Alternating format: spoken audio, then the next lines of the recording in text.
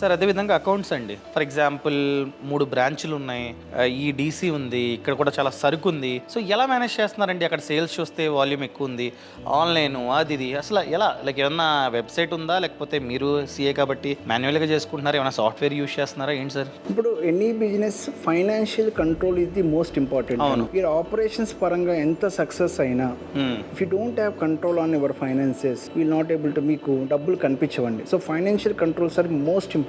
So మేము financial controls కి ఇప్పుడు మనకు సేల్స్ ఏమున్నాయి? Zomato sales, Swiggy sales, UPI sales, card sales, cash sales, 5 categories ఉన్నాయి. ఇవి మనకి సాఫ్ట్వేర్ ఒకటి ఉంది పెట్ పూజ అని చెప్పేసి, ఆ రిపోర్ట్ జనరేట్ చేస్తుంది ఎవ్రీడే. నెక్స్ట్ డే మన అక్కడ మేనేజర్ ఇచ్చిన సేల్ రిపోర్టు మన యాక్చువల్ డాష్ బోర్డు సేమ్ ఉందా లేదా క్రాస్ చెక్ చేసుకోవాలి. అక్కడ తెలిసిపోద్ది. అంటే వాడు ఇప్పుడు జొమాటో, స్విగ్గీ ఆల్రెడీ ఇంటిగ్రేటెడ్, మనకి డైరెక్ట్ ఫిగర్స్ వచ్చేసేస్తాయి.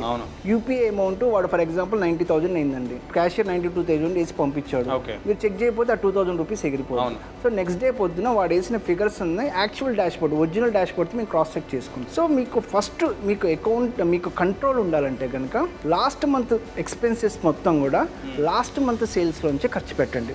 ఇప్పుడు ఈ మంత్లో మీకు ట్రాన్సాక్షన్స్ పడిపోతుంటాయి బ్యాంక్లో, కానీ దాన్ని పక్కన పెట్టేసేయండి, అది ఈ మంత్ కోసమే వాడుకోవాలి.